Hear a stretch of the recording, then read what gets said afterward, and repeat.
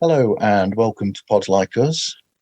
I'm Martin Quibell, known to my friends as Marv, and this time I am talking with Nathaniel Disantis from Amalfi Media. How are you, Nathaniel? Thank you for being here. Thanks for having me. I'm doing very well. I'm excited to be on and to get some knowledge across to everyone who might be listening. That's great. Shall I call you Nat? Or Natty? You can call me Natty. You can call me Nathaniel, whatever's easier for you. I do go by Natty on the podcast that I co-host, Binge Bros. So if we want to stick with that in case there are listeners, we can go with Natty. Yep, we can do that. That's fine. So, what's the history of Amalfi Media? How did it come about? So I graduated from university in 2019 and I had no direction in my life whatsoever. And I decided to live at home with my parents for a bit. And I was looking around for some jobs. I couldn't find anything. And one day my mother is super frustrated. She's like, "You're living at home. You don't pay rent. You're starting a YouTube cooking show for me. I want to do this. We're doing this and you're directing it and editing it because you live here for free." I was like, well, I can't complain about that. Yep. So we start the YouTube show. And in the meantime, I'm still trying to find a job, preferably in something creative. And I'm not having any luck. And I ended up having to work in manufacturing around 4 hours away from home. And I continue doing the YouTube because I discovered that I really like it. I like being creative. I like making videos. I like connecting with people around the world and sharing recipes. So we continue that. I started a podcast with a friend, fall in love with podcasting. And I knew my dad wanted a podcast for the longest time. So I texted him "Dad, I have my podcast. Why don't you just start one?" And he brainstorms some ideas, gets back to me, starts his own podcast. Then my brother reaches out, starts his own podcast that I start editing and producing. And we start actually getting some listeners. And we're like, well, maybe I should quit my job and maybe we should start a company and just do this full time and see if we can make this reality. And that's what I made the story a lot shorter than it actually was. That took around a year and a half to go from starting the first YouTube channel to me quitting the job in manufacturing and doing this. But it really all started because my mother was tired of me living at home and I liked doing the YouTube and I fell in love with podcasting. And we were like, you know what? Let's just do it. Let's try to do a company out of this. So how long has the company been going for? So officially as a company, we've only been around since December 4th, but we've been, again, podcasting collectively for podcasting and YouTube for around a year and a half now. Okay. And the numbers are good as well, because I've looked on YouTube, you're getting a lot of likes on there and it seems to be going really well for such a relatively, short space of time that you've been doing it. I know it's wild to think. And I'm sure you can, and anyone listening who's a podcaster or a content creator can relate. When you have people who start enjoying your show and your numbers slowly start growing, it's the craziest feeling just to know that people are enjoying what you're making. So when did you first listen to podcasts and what sort of podcast were you listening to back then? So I was first introduced to podcasts in 2007, 2008, around then. Around the same time as me. And I think, I feel like that was a good time for a lot of people to start getting introduced to them.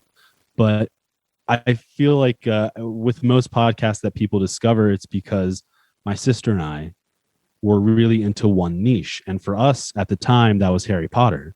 And she would browse these Harry Potter forums and she just happened to find this one podcast on Harry Potter and she shared it with me. And ever since then, I think I've listened to podcasts every day, at least almost every day since then. And I just fell in love with the medium. It felt so liberating and you feel really connected with the people, with the hosts involved with it. And you can learn a lot and you can share a lot. So it started in 2007. Again, more focused on Harry Potter and just sort of those types of things. And then, I matured and I started diving more into the educational aspect. I like history ones a lot. That's what I'm currently really deep diving into, but it's sort of been all over the place with what I've been listening to since then. Yeah. And there's The thing about podcast is that because it's not as structured or as set in its ways as radio, where they have to follow a certain way, with podcast, it gets all those niche subjects where you won't find them on the radio, but you'll get the listeners because of the fact that they're looking for those niche subjects. Yeah, exactly. It's very nice in that regards. And I think that's just a trend that the internet has really drawn out since its inception and the popularity of podcasting. So that's definitely helped.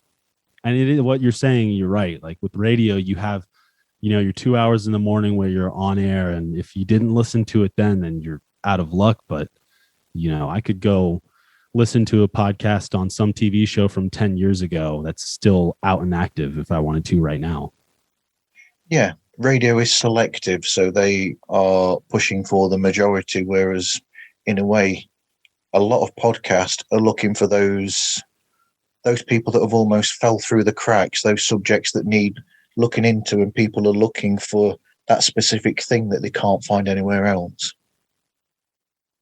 Yeah, it's and I guess that's the one thing about the content that we make is we might not have as many niche things, and we're more appealing to a broad audience. But I think the podcasting community would suffer if those niche podcasts weren't there.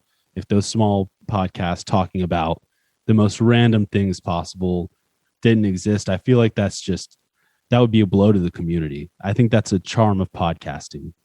Yeah, and I think with the sort of broadcasting that you're on about, where you're looking at the larger audience, so to speak, I think there, because you've not got the radio station regulating and saying, oh, you can do this, you can't do that, and you've sort of got free reign, that even in those shows, that makes it more interesting to the listener because they've not got restrictions that there are in radio. I'm glad you bring that up because this is something that I focus on a lot. Like and this is something that's in radio, in television, in movies, in books, in websites, and in other podcasts as well with other networks. But when a network gets involved and you have these CEOs and you have these executives telling the creative people what to do, your content always suffers.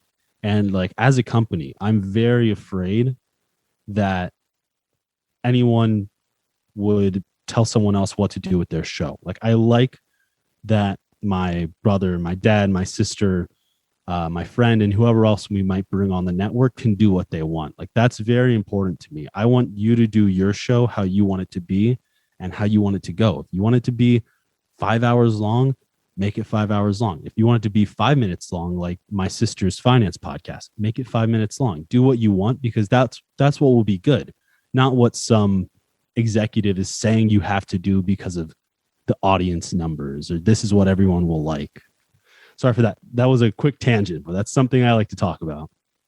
That's fine. That's fine. And it leads into something I was about to ask, actually. So at the moment, because you've only been going for a few months, your shows so far are based around your family and your friend. So where will you be going from there? Because at the moment you've got the Dinner in a Pod, which is your father Blaine's show, who also does snapshots, and then you've got go on name the shows now. Okay. Dinner and a ... and Snapshots, which is hosted by my father, Blaine. We have No Fear Finance, which is hosted by my sister, Sarah, which is a finance podcast. From the Swamp to the Swamp, hosted by my brother, politics podcast. Binge Bros, hosted by me and my good friend, Joey. And then our YouTube cooking show, hosted by my mother. That's No Fear Cooking. But in regards of what we're doing in the future, I think we don't really know, honestly. We've had a lot of people reach out and say they want to have a podcast with us.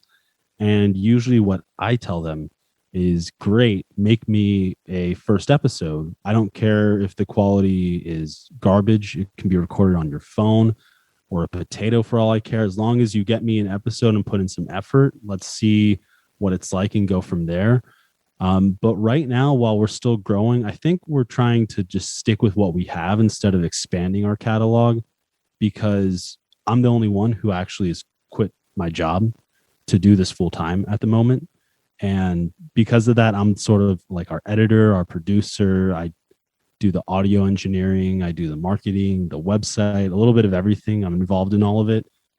So it's starting to get to be a lot for me when you have 5-6 shows that you have to get out almost every day. So I don't really know how we're going to select in the future new shows. It's going to be a challenge that I'm excited for it when it pops up, but I don't really know how to approach it. I'm not going to lie. So what you're basically saying is the shows that you've got at the moment, you're sticking with those for the time being, just to basically build up the product that you've got, build a listener base, and then say further down the line, look at where you are when you've actually got that listener base and you've built yourselves up, and then look at where you can go from there and how you can expand from that. Exactly. Yeah. Very good summary of what I just said. Yeah, it was way better put. So you've also mentioned then while you were talking about that, or touched on it. So how do you actually go about recording these shows, then editing the shows and distributing them?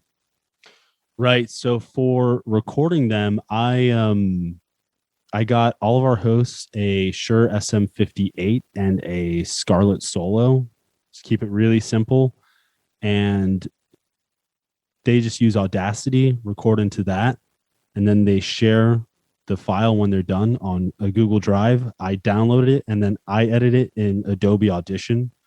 And then I just take care of distribution through Libsyn. That's my host that I use. I like them a lot. They're good people over there. I'm trying to think what other steps.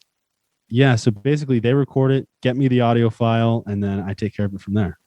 Okay. And is it you that decides on any background samples or music or anything? And how do you choose those and the theme music for the shows? So I will meet with the hosts whenever we start a new show. We'll meet and we'll discuss like what's the feel that you want and what are you going for with your show? Because again, my goal is to help them execute their idea for what they want their show to be. So, for example, Dinner and a ... our most recent show. I spoke with my father and I was just trying to understand like what's the vibe you're going for, and he said, I don't know, I feel like something jazzy would be nice, something laid back and relaxing. And from there I went to I have a couple websites that I use for audio, and I can share that with you to share with the listeners in the show notes afterwards because I don't remember them off the cuff. But I'll just collect a bunch of samples and then I'll meet with the hosts and we'll go through them and be like, what do you like? What don't you like? And then we'll try them all out on an audio file and a sample episode, and we'll see what sounds good and then just go from there. So it's a lot of me finding what they want and then reviewing it with the hosts and figuring out, is this what you want for the vision of your show? Just as an aside, it's interesting that you've started when you have, because there seems to be there seems to have been a surge of popularity in people creating podcast and podcasts going out there. So what do you think? What do you think the reason is behind that? Do you think it's just something that's grown over the years, or do you think there's something else that's made that happen? That's an interesting question. It's something that I've been trying to analyze for a while now. And I feel like part of the surge that we've seen and that we've noticed is due to scammy marketing, basically telling people if you want to be a millionaire, start a podcast, or if you want to do this, start a podcast, or if you want to be famous, start a podcast and you'll make tons of money. And I think a lot of it is people seeing like the Gimlet Medias of the world being acquired by Spotify for $200 million, or the Joe Rogans of the world being acquired by Spotify for $100 million. And I think a lot of people see that and say, I'm really no different than a Joe Rogan or a Gimlet Media or a Wondery or any of these huge companies. I should do that. But then what they don't see is that, you know, Joe Rogan, again, for example, has been podcasting for 10 years and has 1,000 episodes. Gimlet Media, well, they were a little bit of a unicorn, but even then, the people involved in Gimlet were podcasting for years before that. So I think they don't see the work that goes into it as well. So I think that's part of the rise of the popularity. I think the other thing, though, is that the tools for podcasting are getting cheaper and more accessible. And because of that, it's easier. I mean, you could, if you have an iPhone, you can start a podcast. It's that simple, really requires nothing other than the iPhone itself or your laptop, or if you have a nice mic, a nice mic. But even nice mics, like the ones that we use in Amalfi, it's $99. Like, it's really not that bad. And we have professional sounding audio that compares well to these big players in the industry. So that barrier of entry has gone down, which has made it more accessible for people. And I also think now with COVID, a lot of people are just bored and saying, what am I going to do with my day? Like, I'm working from home, which means I work for like 3 hours in my sweatpants. Like, what am I going to do? Let's just talk into a mic. So I think a combo of those three things have really helped podcasts sort of blow up. So when you're doing videocast, because that's a different beast altogether to podcast, and it's completely alien to me, I'll be honest, I've never thought of that. How do you do that? How do you get the videos edited and out there? Our best friend for the videocasts are Wikipedia, first of all, because they have a wealth of free images that you can use. And for Amalfi, we have two types of videos we do. We have the videos that are meant to be videos. So like the cooking show, No Fear Cooking. That is specifically a video. It's meant to be consumed with your eyes and your ears. So that one, just get an iPhone. We still use an iPhone now, actually. The most important thing for that, if you're listening and want to start a YouTube or something like that, is get good lighting. Big tip. But for that, it's just get a phone and record. But for the podcast side, it's a little bit more involved because we knew we wanted some of our shows to be on YouTube, because a lot of our audience doesn't actually know what a podcast is. That's like one of the biggest difficulties in the industry right now. Is a lot of people still don't know, which is a shock if you're listening to this, because obviously we know about podcasting. But a lot of people don't know. For example, we have a lot of relatives in Europe who have no clue what a podcast even is. And if it wasn't on YouTube, we couldn't help them.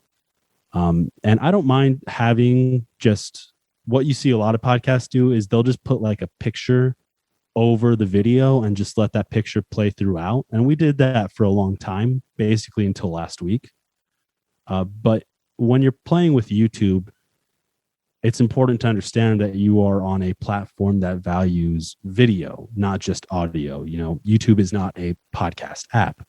So you almost have to play the game of YouTube, which is making a video. So Snapshots and Dinner and a ... are on, like, the full podcast episodes are on YouTube. And we're trying to figure out how can we make this more engaging for the YouTube people. And I just thought back to one of my favorite documentaries was by Ken Burns. It was on jazz. And I was like, literally all he does is just throw some picture up, zoom in and pan. And if it works for Ken Burns, it'll work for us pretty well, I'm assuming. So we go to Wikipedia. We find a ton of royalty-free images related to something that Blaine might be talking to, either in history or things to recommend, depending on what you're listening to. And we just try to make it engaging that way. And amazingly, like, again, we just started this like a week or two ago. We've had a lot of people reach out and say they love that on the YouTube. So if you have a podcast, consider doing it like that. And that's not, it's easier said than done, because if you look at Binge Bros, for example, and you compare it to Snapshots, Binge Bros on YouTube is a lot harder to do that documentary Ken Burns style video, because we're talking about pop culture, and Wikipedia doesn't have as many royalty-free images on that, and we can't use images we don't own or don't have the license to. So for that one, you can't really do a whole lot. But if you have something that's maybe history related, like Snapshots, then you have a wealth of free licensable content that you can make for a video. And literally, if you have a Mac, just use GarageBand. I mean, it has all the tools you need. I think something that people in this industry get confused by is thinking they need the best tools possible. But again, if you have an iPhone or a laptop, they're free tools for video editing. So just get your podcast out there on YouTube if you can. It helps a lot, especially with growth, surprisingly. Yeah, and you can even find microphones that you can plug into your iPhone nowadays that will give you a better sound quality as well. Yeah, I know. I used to use this one device by Rode called like a Wireless Go before we accidentally washed it. Whoops. But it plugged straight into my phone, and I was like, this is so easy. Like, this is incredible. Yeah, it's amazing. So what you were just mentioning, I'll just say in passing that the Binge Bros, I love the artwork, and I think Thank you. I think the two sort of like cartoonized versions of yourselves, I think they're great. So is it possible that video wise you could almost do, well, obviously it'd be too difficult to do an actual animation as such with the characters, but you could almost like through the video do almost like you know when you see these what is it they do like you can look at comics online or something, can't you, where they'll tell a story and it will just go from one picture to another. So you could probably flow from them. Yeah. So you could do that where one character. So if one of you says something, you could almost like do a front face of that one person that's talking, and just as a still, and then still to the other person talking. I'm just throwing out an idea here in passing, if that's any help. No, that's great. Yeah, no, it's almost like talking head videos, but with the pictures that we use of us. Oh, that I actually might try that now. Thank you. See, this is another thing about podcasting that's great. The community, man. Absolutely. Everybody who I've talked to that has a podcast is so helpful. And like, that's something, if you're new to podcasting, take advantage of that. I think a lot of people go into it thinking like, oh, that's the competition. When in reality, that's like a person coexisting in the sphere with you. So yeah, great idea. I actually really like that a lot. Oh, I'm glad I came up with a good idea there. Yeah, what you was just saying about the community. We were saying before starting recording about this, where we've both made friends from doing podcasts, which you never sort of expect. And as you said, it's a community where you'll think that they are your competition, so they'll be trying the best to, basically better each other. But it's not like that at all. They will contact you and offer advice, or you'll find that you keep showing up on other people's shows as well, or they'll say, "Oh, do you want to be on this?" And it's an interesting thing that you wouldn't have thought of if you'd not gone into podcasting in the first place. Suddenly you realise that everybody, well, a lot of people for the most part, are really kind, supportive, and very helpful. Absolutely. And I think it's very obvious as well when people aren't. I think you can tell who isn't actually interested in the community. At least that's what I'm picking up on with the social media that we're doing with Amalfi. I can almost always spot someone who's just either in it to get rich quick or think that they'll get rich quick by having a podcast, or someone who's in it just for fame, or in it basically to not be a part of this community. And I think that's probably one of the biggest mistakes you could make as a podcaster, as someone trying to grow an audience and get a following. Use the community you have. Like, we're all here to help each other and help each other grow. It's foolish to think that people only listen to one podcast and it's yours. It's like, I watch like maybe 20 different TV shows over a month. I don't just watch one. So with podcasting, why would you think that someone's only going to listen to yours? There's a wealth of shows. I mean, get help from the community, reach out to people, be on other shows, have people on your show. I mean, we're all here to help, Yep. And maintain those relationships as well. Keep them going, because they are really good relationships. Because I have a friendship with two people in particular. We keep up with each other frequently. So there's Gil from a show called The Mind Buzz, and Dave Belknap, who does a show called Live Life Loud, the Decibolic podcast. And we keep catching up with each other every so often over Zoom, and we'll find out how each other's getting on, and we'll basically talk to each other about things we're going through with the shows, and we'll sort of offer each other advice. one of the later shows of my season 1, Lost and Found and Rewound, which is about films. Them, I'm still in touch with them now, and I've just sent them a message actually on email just to sort of basically to support them, because it's that sort of community where you want to keep doing that and keep having each other's back, basically.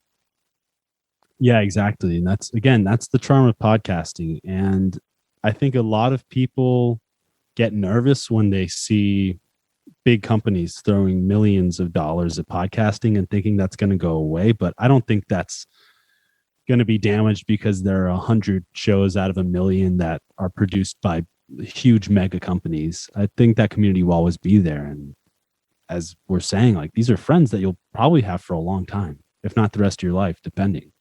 And I'm the same way. I keep up with a lot of people because they just reached out on social media. I mean, it's that easy. Absolutely.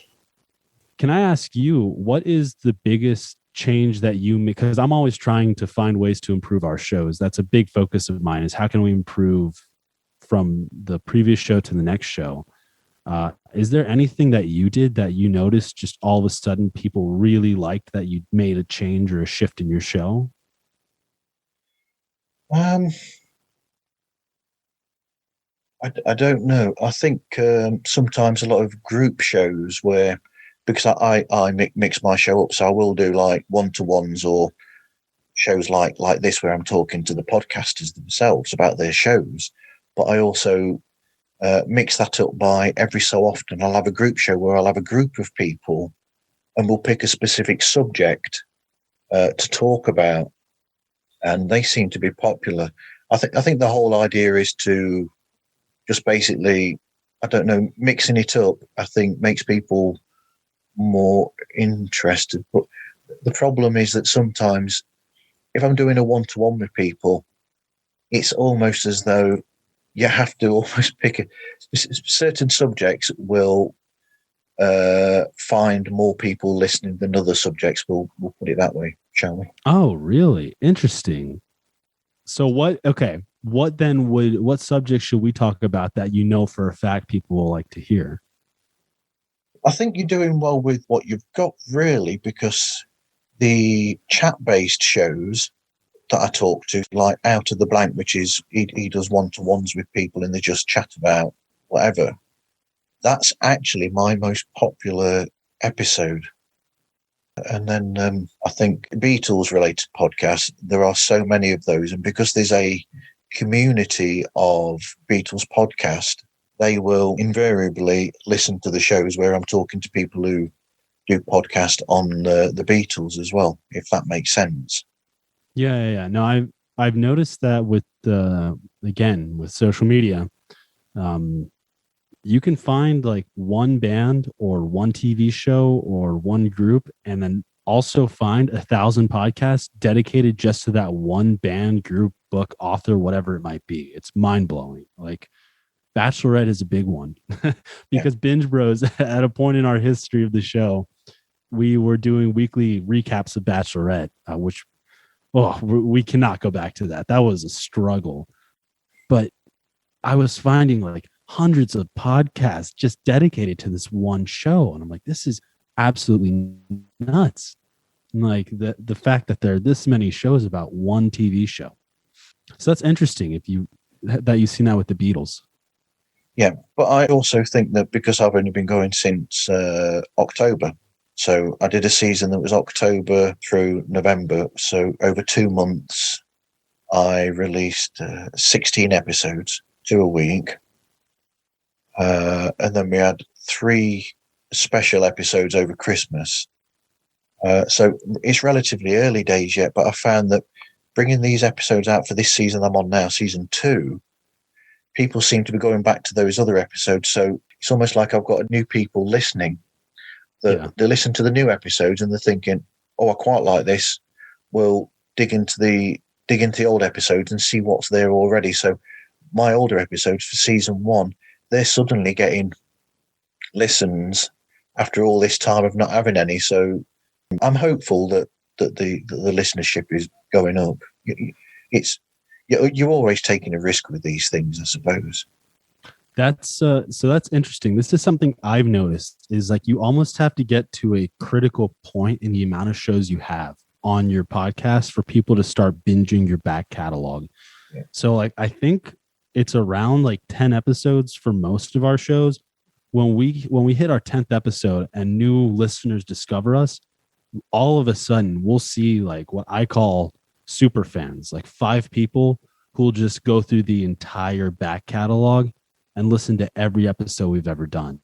And we get that on all of our shows. And it's wild because like they're for Binge Bros, we're on like our 50th, or we're at around 50 total. And we'll have some like super listeners that will go all the way back to our first episode in 1 month. And we're like, wow, these people must really be bored or really like us if they're listening that far back. Also, this is a side note for your audience. I mentioned the fact that we're always trying to improve with everything we do. And I think that a big reason most people don't start is because they compare their work to the work of professionals. So I implore your audience to go listen to the very first episode of any of our podcasts and then listen to the most recent one and see how garbage our first episodes are for everything and how much better it's gotten since then. I think that's important to see. And that's something like personally as a company, we're never going to take down those really old episodes because I think another charm for podcasting is to see these shows grow over time and see them improve. And that's cool to me knowing that there are people binging our entire back catalog, and with each episode back that they go, it's just getting worse and worse, but they're still listening. So it's crazy. Yes. While you were talking, it made me remember that I don't think I was possibly as bad as I think I was, but I'll think back to the first episode that I did, and I think, oh, I was so bad in comparison to now. There were so many nerves, and how it is now. So I think because you get more confident as you go along, so the shows flow better as well. So yeah, then people will listen to these episodes, and then, like you said, they'll go to those old episodes. So my first ever episode is actually the most downloaded and listened to episode, which I don't understand because I'm thinking I was terrible when I made that episode. Yeah, that's funny because I think on one of our shows, it just passed it finally, but the first episode was always the biggest one. I was like, come on. Of all the ones that could be the one that has the most listens, it has to be that one. It's interesting also how, as a host, you get better the more you do it. You know, it's like practice make perfect for everything. And the same goes to being a host for a podcast. At first, you're going to suck. It's going to be really just, you're going to hate it. Other people will probably like it. You probably think they're going to hate it, but you do get better if you continue doing it.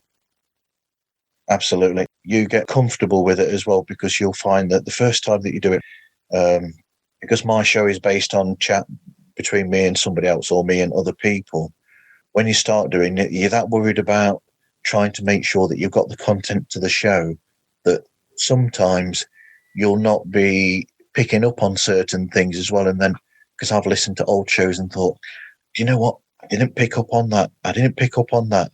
But that's something else that grows over time as well, because it's almost like it's natural that you'll know what your show is about anyway in the back of your head, that you can just have that in there and get carried away and get into the actual conversation itself, and then you are actually conversing, and that's just natural.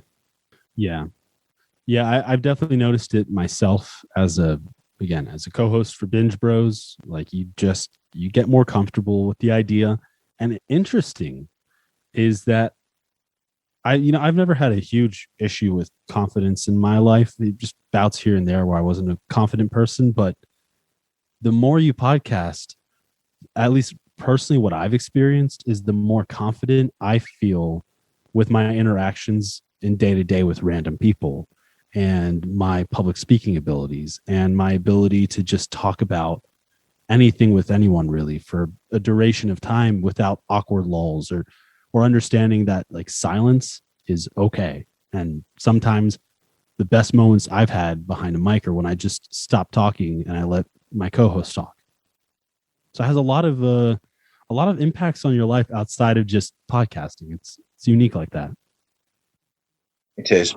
It makes you more confident as a person when you're talking to people as well. That's absolutely right. Like you were saying, it's like a learning curve. You know, that you'll start here and you'll learn and get better at what you're doing just naturally by doing it.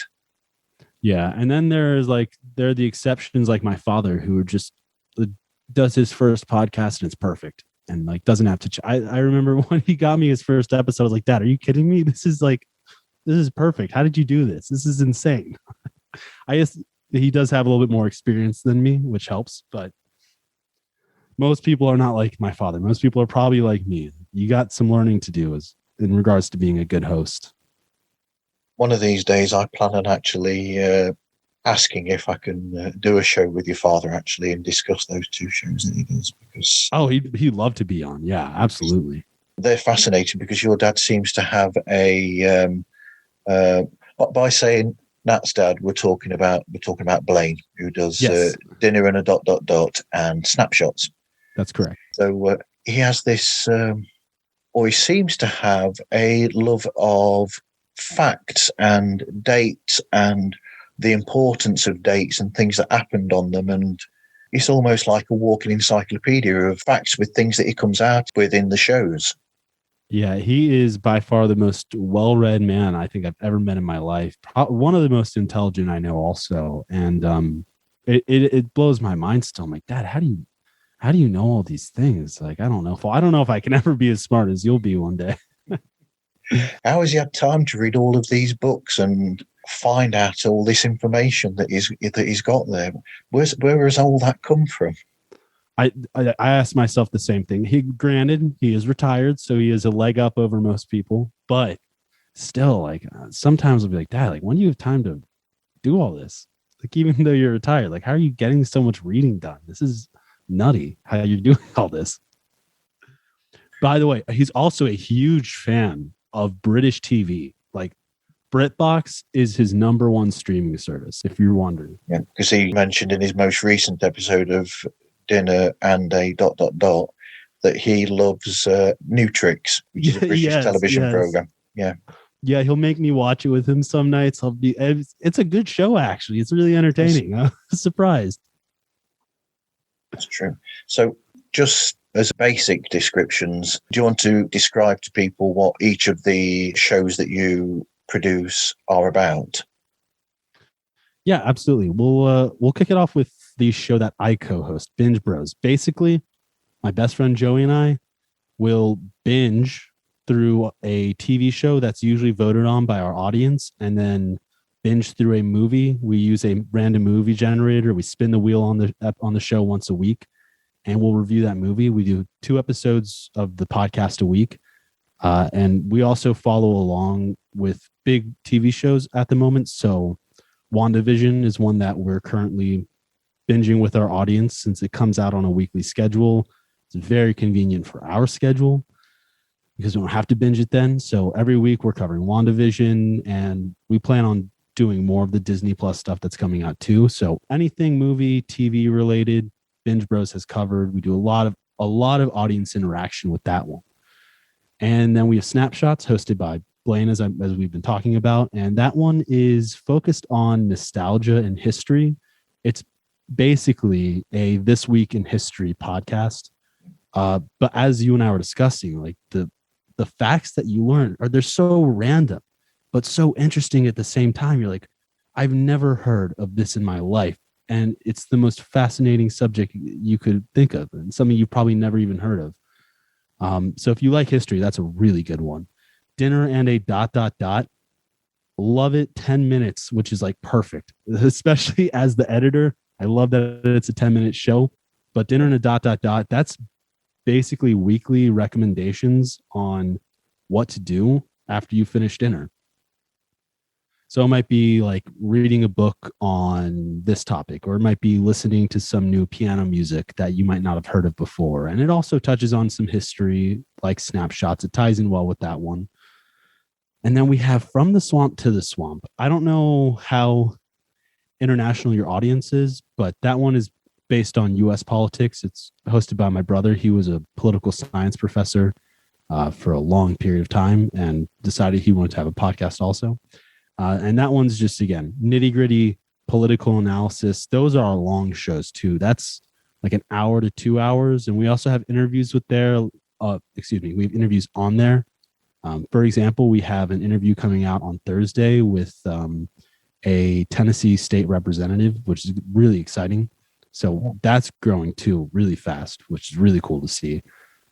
We have No Fear Finance, a lot like Dinner and a ... where it's shorter episodes, but it's basically geared towards a very young audience. So think just leaving high school, just starting college, or just leaving college and starting the workforce, and you're a young adult and you have no idea what to do with money. Well, then No Fear Finance is definitely the podcast for you, because it starts from the basics and we're slowly working our way up each week to more advanced topics until we can do more in-depth stuff. And for example, like the last episode of that one was the difference between a checking account and a savings account. So pretty basic stuff in 5 minutes, but it's all working to get you to a place where you could be financially independent.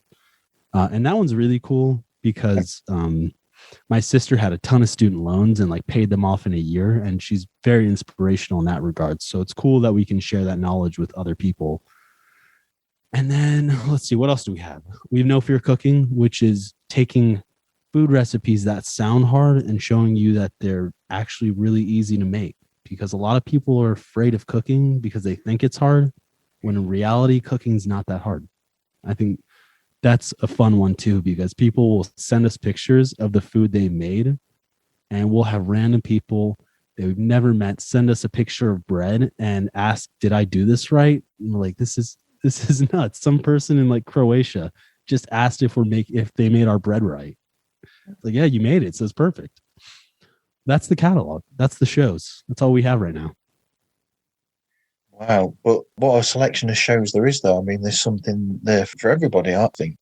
And you seem to have, with those shows, I sort of categorize shows time-wise by, so you have shows that are up to 30 minutes, which I would call a bite-sized show.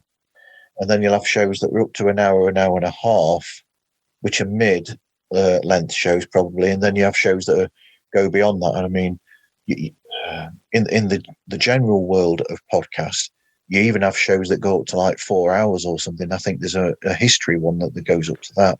So Hardcore History. It's a fantastic podcast. If you ever have to drive for like 5 hours, throw on Hardcore History. It is a deep dive into history, literally 5-6 hours long.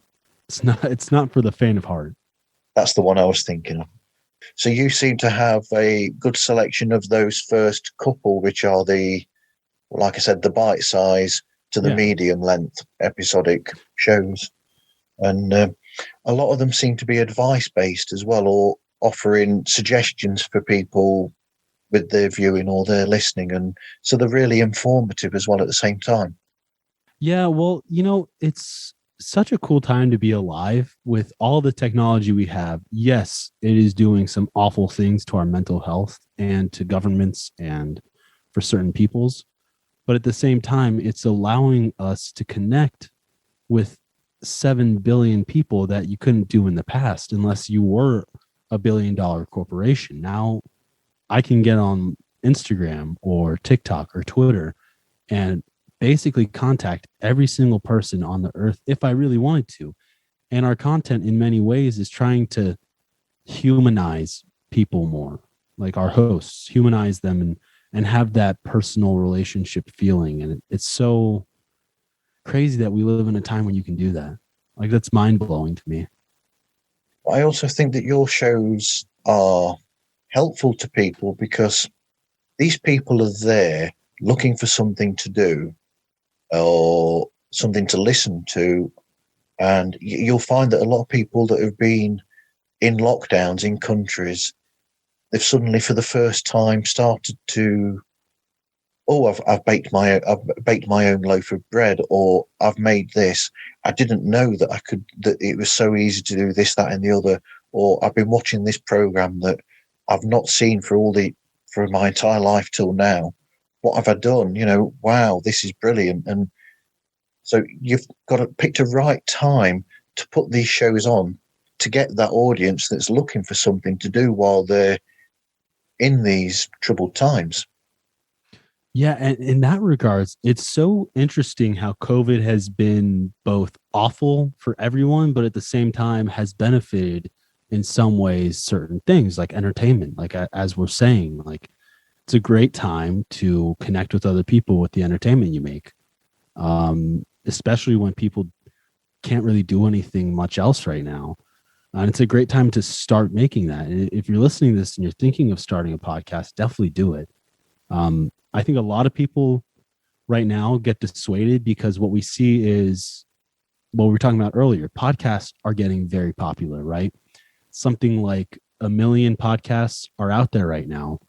But if you actually look at that, active podcasts, there may be 400,000 active podcasts. Compare that to blogs. I think there's something like 500 million blogs, and you still see people who are making a living and making a career off of having a blog, even though there are 499 million other blogs. Like podcasting is so young still, and we're seeing growth now. I don't think we're even close to what it's going to be. I don't think podcasts will have 500 million like blogs, but 1,400,000 active podcasts, I think we'll at least get to like 20 million one day. So hop in now while it's young. Absolutely. While it is still, because there's so much room for growth right now. And these huge $1 trillion tech companies are doing us a huge solid by advertising podcasts for us. Again, people listen to a lot of different shows, and Amazon, Apple, Google, they're all paying to advertise and teach people what is a podcast and here's how you listen to a podcast. You don't have to do that. They're doing it for you. You just have to make the content for people to find. Yeah. And like I'm trying to show people with this show that I'm making, there are podcasts out there for everybody. If there's something that you're interested in, 9 out of 10 times, there will actually be a podcast there that's directly aimed at what you're looking for. Absolutely. Yeah. There are some very random podcasts out there that you would not expect to see, but they exist. So search it. I think that's the biggest issue for podcasting, though, is discoverability. It can be very difficult to find new ones. Hold on a moment. I'm just trying to find out what you're on about with that you just showed there. Is that something that's on the video, or is it a suggestion? Is that on Amalfi Media? Yeah. My other half, Louise, is saying that there's something about a taco hack on was it your feed or something? On our feed? On Instagram, or did you see it on something else? Wait, what happened? Where you put tacos in a toaster as a Oh, yeah. So we finally made a TikTok, and we shared it on Reels, which is on Instagram. And we were making tacos yesterday, and we'd made them a week ago as well. And we're making tacos, and my mom was like getting a dish dirty, and I was like, oh, I don't want to heat up these tortilla shells in a second pan and get something else dirty. So she put it in the toaster. And then I was making tacos again yesterday. I was like, oh, I should share this with the people on Instagram. Just a quick taco hack. You just drop your taco shells in the toaster and pop it down. Wow. Yeah. So there you go. You've got somebody who's watched that video and has used that hack. Well done. Nice. Oh, I'm happy to see someone used it. I thought that was so innovative when I saw that. I was like, wait, Mom, that's genius. Put it in the toaster. Why have you just shown this to me now? This is so smart. That's why she is a cooking show, though. That's true. And so what setting do you have the toaster on when you actually do that? I think we put it at like 3, 2.5, 3. I don't know I don't know if all toasters are the same though. What I can do is after this interview, I'll go time it. I'll pop it in there, I'll time it, and then I'll send you a message on Instagram, and I can let you know how long it's in there for. That's good. I might even put that in the show notes. The Amalfi Media taco hack. I could even put a link to that actually. So I've said that now on here, and I will put a link to that.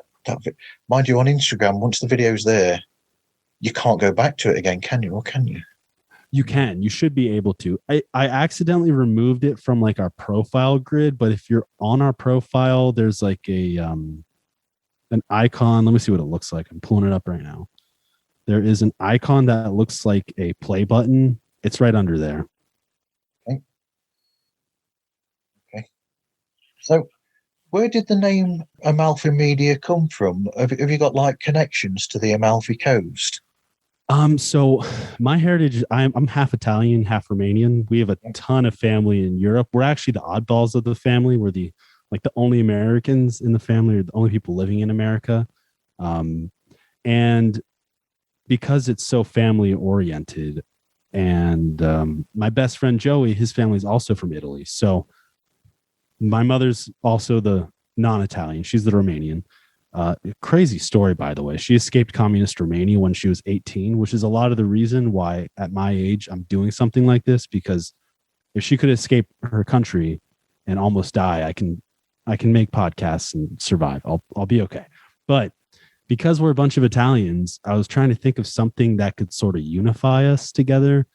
And I felt as if Amalfi just sort of had this charm to it. I think if anyone's familiar with the Amalfi Coast, I think certain images automatically pop in your mind, and certain emotions. Like you think of amazing food. You think of an amazing view. If you've seen the coast there, it's absolutely breathtaking.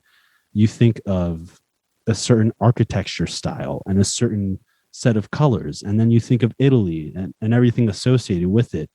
And I thought that was just cool for a brand to have something like that, and also be a little callback to the fact that a bunch of us are Italian Americans, and it's like the one unifying thing among all of us. And then the logo is perfectly fitting with that, where you've got the motor scooter. The Vespa. Yeah, that's something we've been wanting to do with that. So that logo change only happened like a week or two ago, because I knew like we can't wait to have a logo we want. We just have to launch, or else it'll never happen. So we've been working on it since our launch. But like that's something we've been wanting to do since day one. I think that was an idea my mom had. I think she's the one that said, let's make it a Vespa or a scooter. And we all loved it. So very excited that we can finally use that too. But yeah, it's cute. It's very quaint. It is. It really is. So what podcast do you listen to if you get the chance yourself? Yeah, I will say, as we do more and more shows, and as all of our hosts are upping the frequency of their shows, it's getting hard for me to listen to podcasting all the time, because I already listen to so much, having to edit and then master the audio and get it ready and then re-edit it if it's going on YouTube. But cliche, Joe Rogan's one that I listen to, although not as much since his transition to Spotify, because I think Spotify is probably the worst podcast player personally. So yeah. Oh, it is just a hot garbage. It's complicated. It is not user friendly at all. No, and they're doing the same thing that YouTube does. You can be subscribed to a show and still have no idea that they have had an episode out. It's the most frustrating thing. Apple Podcasts is great. I open up their app, I see what shows I'm subscribed to have new episodes. But for some reason, Spotify doesn't do that. And it also crashes on me all the time. But Joe Rogan, again, not as much as of late. Another really like integral one in terms of business is actually by my by our host, Libsyn. Who do you use for your host, by the way? I use Podbean. Okay. Well, Libsyn has one for free for anyone called The Feed. And they basically just go over news, trends, stats, anything you might need for podcasting. It's so absolutely helpful. Really good. Another one I listen to, obviously I listen to everything that we do, even once it's published, because I like supporting all of our hosts and my company. I should do that. Stuff You Should Know, really good podcast. Tech Stuff, those are both by iHeartRadio. Philosophize This is a really good one if you're trying to get into philosophy. It's a lot like No Fear Finance, where it starts with the basics and then it works your way up. But Philosophize This, it's like 151 episodes now, and it really just takes you through the history of philosophy. It's great. The H3 podcast is one I listen to, and I listen to a ton of BBC podcasting. I think I gotta give it to you. You guys have, I think, the best production value for podcasting over in the UK. Whatever the BBC does, they just have great shows. So The Real Story, that's a great podcast. The Briefing Room, great podcast. And really anything by BBC, really good podcasting. They've got a history in sound, haven't they, really, the BBC anyway, because they used to invent their own equipment and do professional recordings, didn't they, back in the day for orchestration, and so they've got that in the background. And I think they have a lot of sounds for free that people can use. Amalfi can't because we're a corporation, so we can't get that commercial licensing. But if you're in India, I think it's available to you. So they have a really good library of stuff. I also listen to this one that your audience might like if they're listening to this, called Podcasters Roundtable. It's similar to what you're saying that you did for a few episodes, where you have a bunch of people on. He'll just have a bunch of podcasters on and talk about the industry, things like that. It's a good one.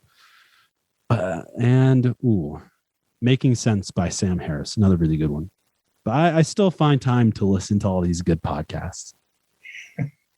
Wow, that's amazingly amazing. I have no life because of COVID. I gotta say, like, I don't socialize. Like, it's hard. So what else are you gonna do? I mean, just listen to stuff. That's absolutely true. So what advice would you give to people starting a podcast of their own for the first time? Ooh. How long do you want me to go for? Because I could go on this for a while if I wanted to. As long as you need to. Okay. I don't want to just go off like 2 more hours of me talking about advice. So I'll try to think of like some of the best ones.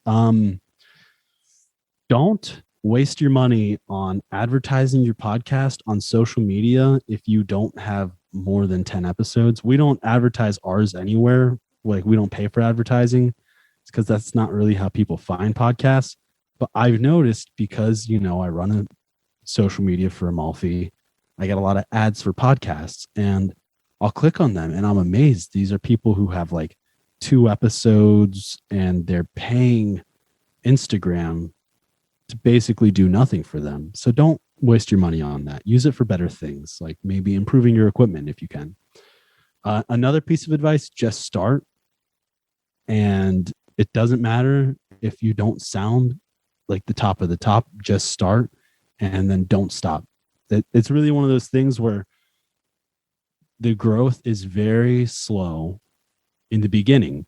And it's a lot like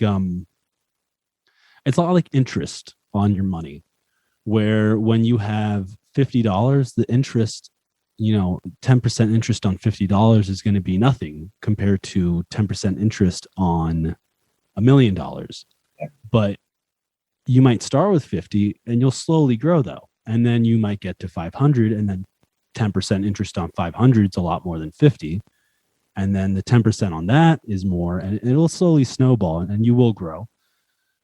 But you just can't stop if you're willing to wait. Like, we've been doing this for a year and a half now, and we're just now getting to a point where we might make some money.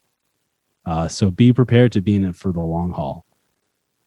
And another good piece of advice, even though I just said start with what you have, always try to get better. Whether that be your sound quality, whether that be how you perform as a host, or what you're talking about, or audience engagement. Your audience does notice it, and they will give you feedback on that. It's really cool. We have people who will notice if we just change one small thing in like the EQ, and they'll say, hey, this week, like in my car, the audio wasn't as bassy, and I appreciate that. And I'm like, whoa, I didn't think anyone would pick up on that, but someone did. That's really cool. In many regards, that's a lot like, I hate to make this comparison, but Apple, even their motherboards on their laptops look perfect, but you don't see that when you're using your laptop, or you don't see that when you're using your phone, but they know. It's the same thing. Be proud of the work you do and always try to improve, because you'll know if it's good, even if no one else notices that you might have EQ'd like a 1300 range frequency by like a half a decibel. It's, one of those things. Always try to improve, even if you don't think other people will notice it. Absolutely. Another piece of advice, try to think of ways to engage with your community. This is something that we hyper focus on at Binge Bros. We try to make the show what our audience wants the show to be, which means we're very involved with communicating with them, and getting their engagement and getting their thoughts, and then listening to what they said. It's one thing to ask for engagement and then get it and ignore it. It's another to ask for it and then execute on that. Another one, start with low expectations. I think this is something I did when I first started a year and a half ago. I think everyone who starts podcasting, for the most part, thinks, all right, cool, I'm going to put out a first episode and this is going to be a massive hit and everyone will like it and I'm going to go viral and blow up. And this is how I, get rich and become famous. When in reality, your first episode will probably do pretty well. And then every episode after that, it'll slowly start going down. And then you will see who your real audience is. And it's going to be small, depending on how big your social circle is. Like for us, it was like 10 people it started with. That was like our audience. And again, focus on them though. You have 10 people that listen, make it the best show for those 10 people. But again, keep your expectations low and understand you do have to work for a while. I think I'll stop it there. I'll stop it there though. Okay.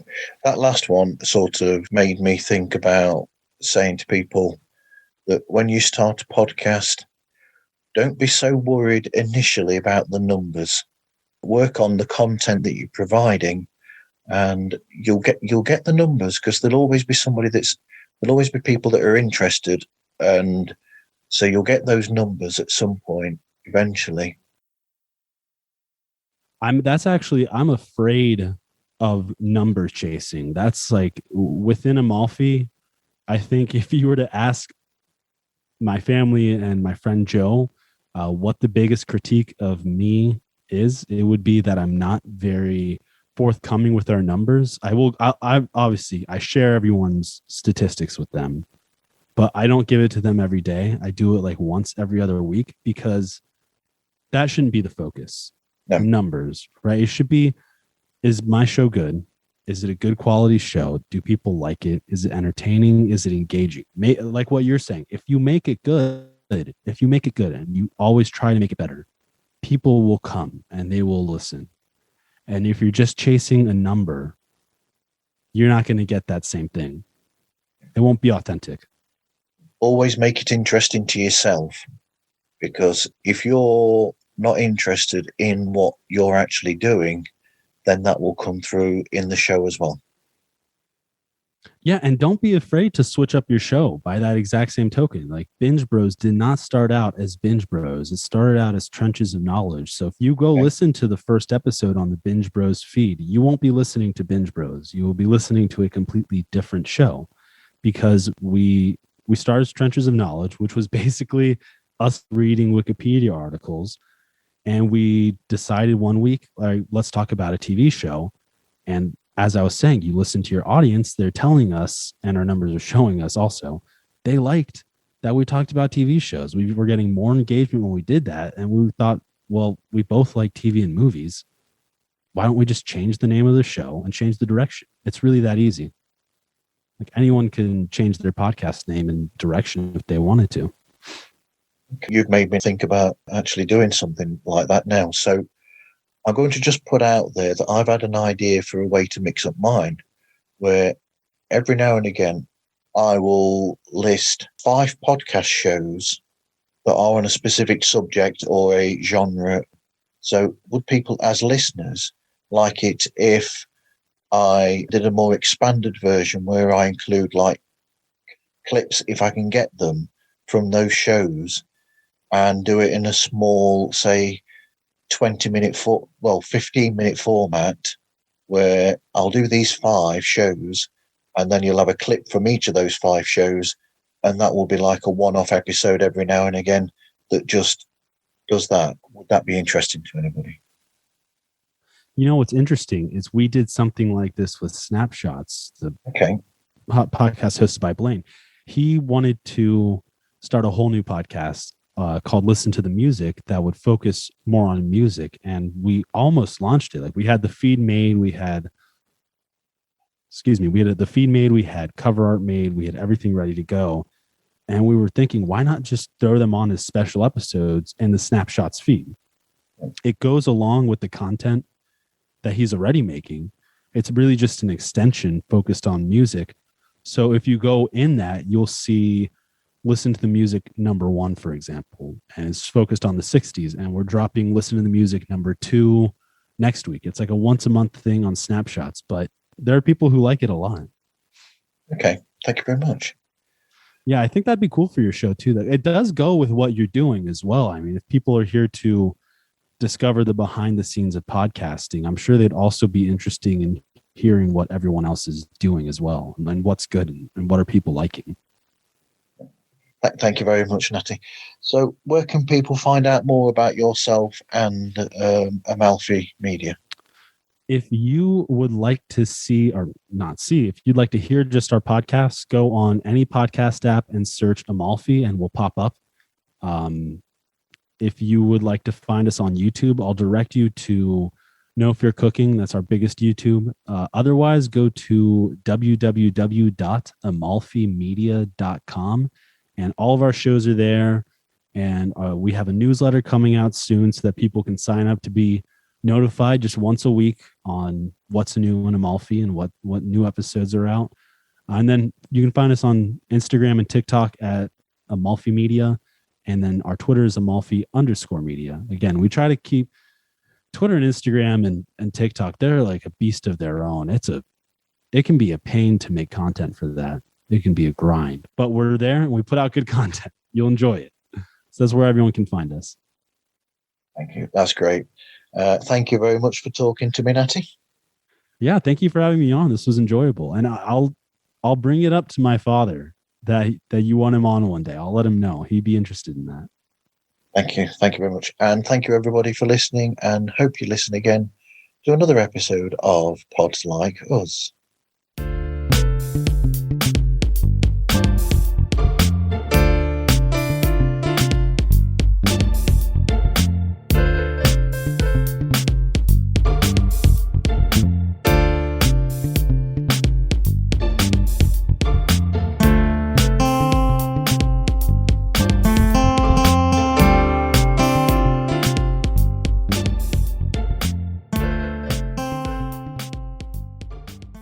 Right. So, Martin, where are you located? I'm in Nottinghamshire, if that means anything to you. I'm sort of familiar. It's about 24 miles from Nottingham, and 18 miles away from Lincoln. So I have to the UK a few times. Okay. And I gotta say, I loved everything except for the apple pie. For some reason, when I went, like everywhere I went, they gave me apple pie. I don't know if because I'm American and they just assumed, oh, the American will love apple pie. But it was just like the worst apple pie I've ever had in my life. Right. But everything else about it, I loved. Everything else about the UK was lovely. I'm putting this conversation into the post music. Oh yeah, yeah. Please do. Me just talking trash on the British apple pie. That's okay. It's interesting because you don't think that Because I think, oh, apple pie, yeah, the Americans will love that, but the fact that it's different to how it is in America, that's so funny. Yeah, they loaded up with sugar over here in the States. I think that was the difference. We're so used to just sugar and everything here. So much sugar. We don't put quite as much sugar in desserts, obviously. And you have you visited the States before? No, but I would really love to. I keep meaning to, when I can afford it, actually do a road trip of America. Oh, wow. That'd be fun.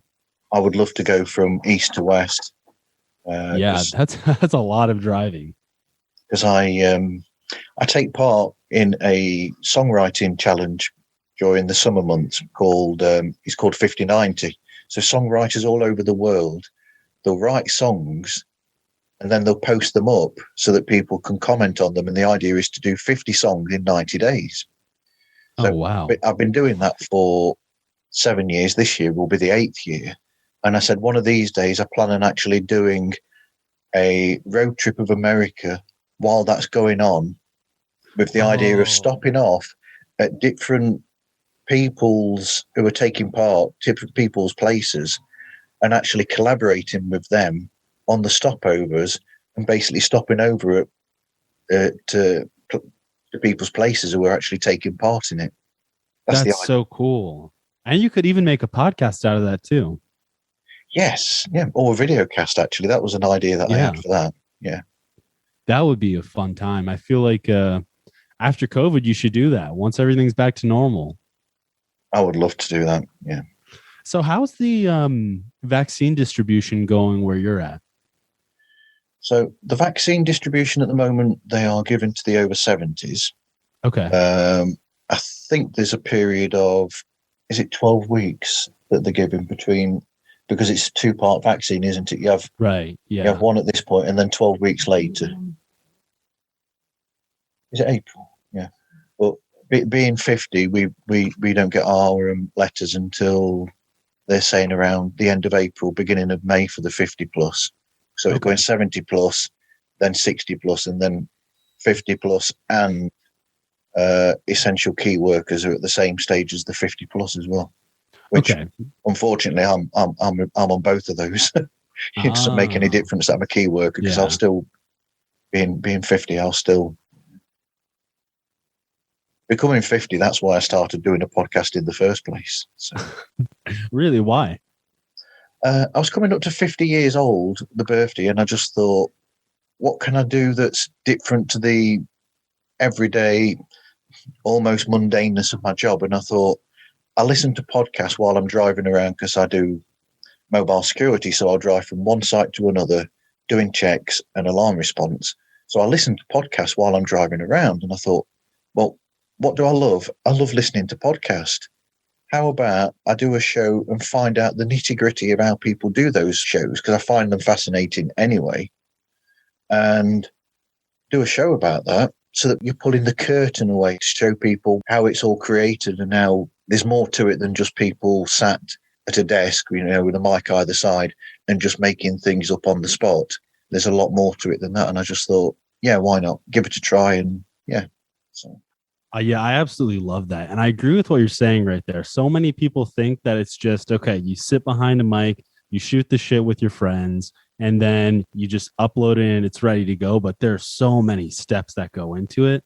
It's like even if your episode's like a half hour, it's probably taking you like at least double or triple the time just to make that half hour. And it's cool that you can provide that to people who might want to get in this sphere and give them that insight. That's really neat. I like that. Yeah, I do like that idea. And the other thing that I've got from it as well that I never expected was I've actually made friends through doing it as well. Yeah, no, same. Yeah, it's crazy. It's like random people. Like I know some lady from Cork, Ireland now, who messages us on Twitter whenever we do a new recipe for our one show, No Fear Cooking. And it's like, I would have never thought a year or two ago that I would be communicating with people on every single continent that keep up with us and are interested in what we're doing, and they genuinely care about like us as people beyond just the show. It's just so cool to me. Well, Binge Brothers, which is one that you actually present, I thought that was a great idea. I did when I listened to that last night. I really enjoyed that, the idea of suggesting to people or talking about programs that you can binge, and it was just brilliant, because that's what we do at home.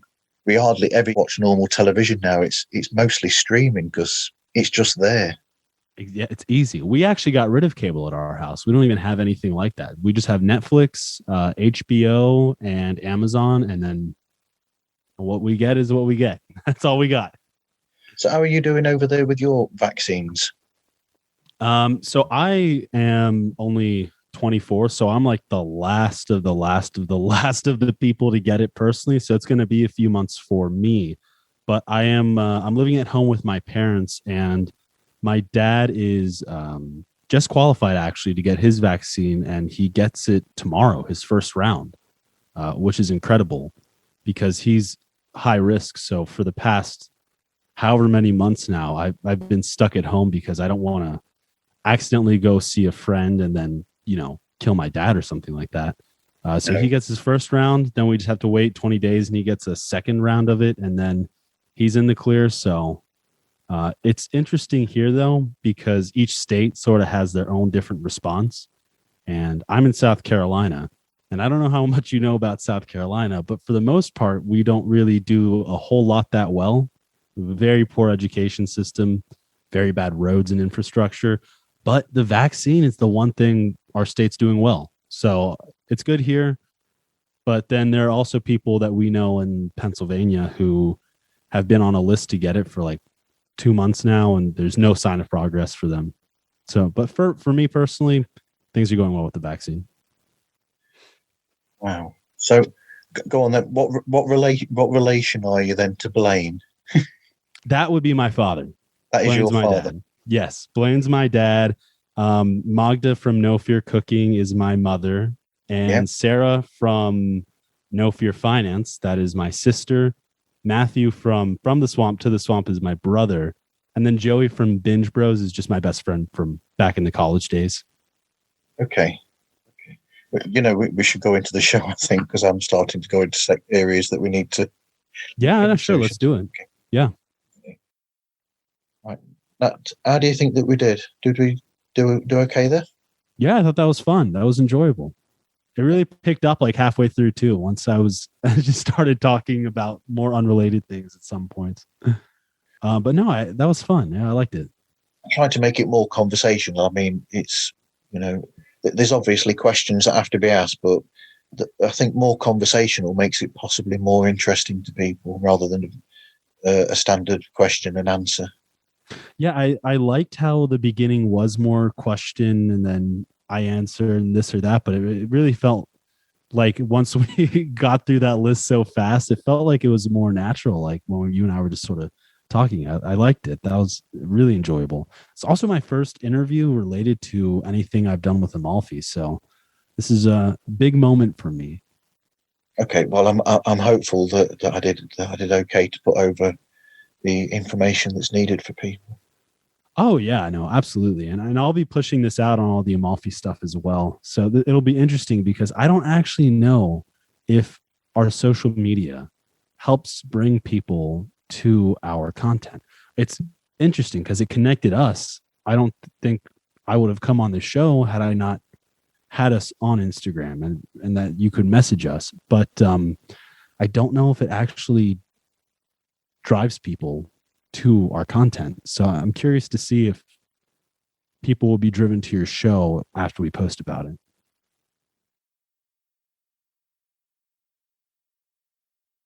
Because the idea that I've got is the more shows that I put out, I'm hoping that it's a way of the community helping each other out, because that way the listeners of that show that I put out might listen to that, enjoy it, and then listen to the back catalogue, and then they'll be interested in other shows that I've done before. That's the idea anyway. My idea is to build up that community so that the community are helping each other in that way. Yeah, I mean, I think that's a very smart strategy. I mean, I have a few of your episodes queued up for when I go work out. I was going to listen to your back catalog yesterday, but my older brother didn't get me his episode that came out today until like 8 o'clock, and it takes me a long time to edit his because his are more structured than everyone else's, so he has a lot of editing that needs to be done. So I wasn't able to get around to it, but I have a ton of yours queued up for when I'm like walking my dog or when I'm driving, so I can just listen to some stuff. And there are some very interesting looking ones. I already started listening to the ones coincidentally on the Beatles, which you said is a pretty popular one. I also have how should I put this? I like to make sure that when I talk to people, I've done my research, basically. It's a bit of a pet peeve of mine that I like people to have done their research when they're talking about something or talking to people. Oh, yeah. So I will always make sure, like your company, Amalfi, I listen to quite a few shows before doing this discussion. Obviously, I feel really bad that I didn't listen to the Swamp, the political one. I ran out of time to listen to that one in the shift last night. They're long, yeah. I feel really bad about that. But I always like to make sure that I've listened to a fair bit of their shows first before, because it's a sign of respect that I've done that, then that I know my onions, shall we say. Yes. Yeah. No, I definitely agree with that. You can tell when people are not prepared for interviews just from the interview podcasts that I've listened to. Did you always do that, or was that something from the beginning you focused on, or was that something you developed? I did that from the beginning. So I started with shows that I was already a listener of. So I approached those people, and then it's built up from there. So yes, I've always had that where from episode 1 onwards, I've always made sure that I've listened to or that I've researched as much as I can before actually approaching the people most of the time and then talking to them. Okay. I'm also curious, have you ever had someone come on that was so bad that you couldn't put it out? I've not had one of those episodes yet. Okay, that's good. I've had difficult recordings where, so when I first started, I I recorded 9 episodes in 2 days. Oh, wow. Wow. And because I was on holiday at the time, I'd booked some vacation time and couldn't do anything because we were in lockdown at the time. So I block booked over 2 days, 9 shows to record.